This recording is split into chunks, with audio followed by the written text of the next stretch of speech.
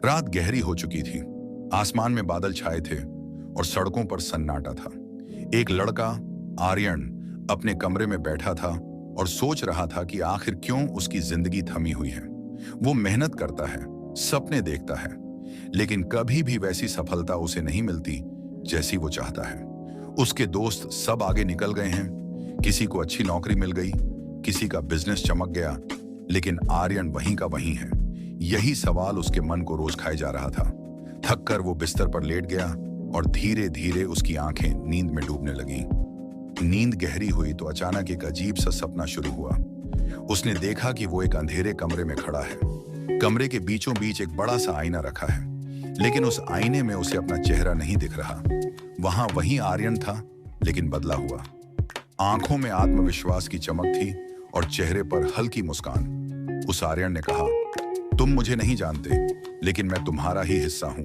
मैं तुम्हारा सबकॉन्शियस हूं। आर्यन चौंक गया और बोला, सबकॉन्शियस? आईना बोला, हाँ, तुम्हारे भीतर की वो ताकत जिसे तुमने कभी जगाने की कोशिश ही नहीं की। आर्यन हैरानी से उसे देखता रहा। तभी आईना उसे एक किताब थमाता है। उस किताब पर लिखा था, जो तस्वीर बार बार मन में दोहराई जाती है वही हकीकत बनती है। आईना बोला, अगर तुम हमेशा डर के बारे में सोचोगे तो डर तुम्हारी जिंदगी घेर लेगा। अगर सफलता के बारे में सोचोगे तो सफलता तुम्हारे पास आएगी। अचानक दृश्य बदल गया। आर्यन ने खुद को दौड़ते हुए देखा। शुरू में वो पीछे था, हार रहा था, लेकिन जैसे ही उसने आंखें बंद की और खुद को विजेता सोचा, सचमुच वो सबसे आगे निकल गया। अगली रात फिर सपना आया। आईना बोला, सिर्फ सोचना काफी नहीं, विश्वास भी करना पड़ता है। जब तुम सच में मान लोगे कि तुम कर सकते हो तो पूरा ब्रह्मांड तुम्हें रास्ता दिखाने लगेगा। अब आर्यन ने खुद को इंटरव्यू हॉल में पाया। उसकी आवाज कांप रही थी, लेकिन अचानक उसके भीतर से आवाज गूंजी, मैं आत्मविश्वासी हूं, मैं सफल हूं। उसकी बॉडी लैंग्वेज बदल गई। उसकी आंखों में आत्मविश्वास लौट आया और सामने बैठे लोग हैरान हो गए। तीसरी रात फिर सपना आया।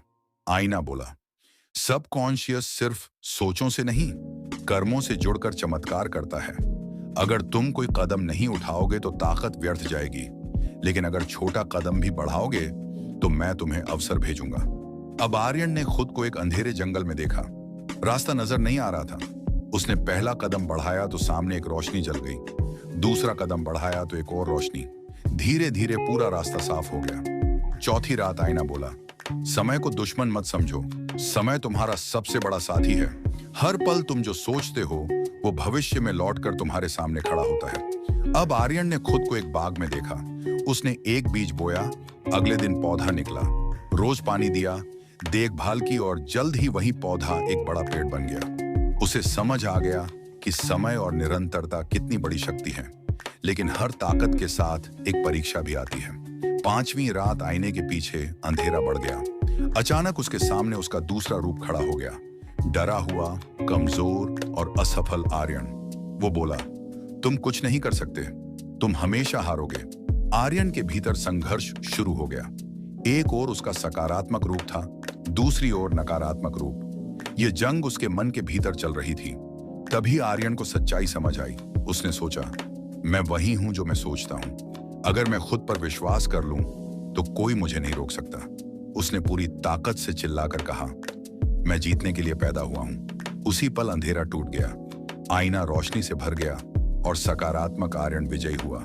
सुबह जब आर्यन की आंख खुली तो वह बदल चुका था। अब वो हर सुबह जल्दी उठता, आईने के सामने खड़ा होकर अपनी सफलता की कल्पना करता। हर दिन छोटे छोटे कदम बढ़ाता और धीरे धीरे उसका आत्मविश्वास और जीवन दोनों बदलने लगे। कुछ महीनों बाद वही आर्यन अपने सपनों की मंजिल पर खड़ा था और उसके भीतर हमेशा यही वाक्य गूंजता रहा, सबकॉन्शियस की शक्ति वही है जिस पर तुम विश्वास करते हो।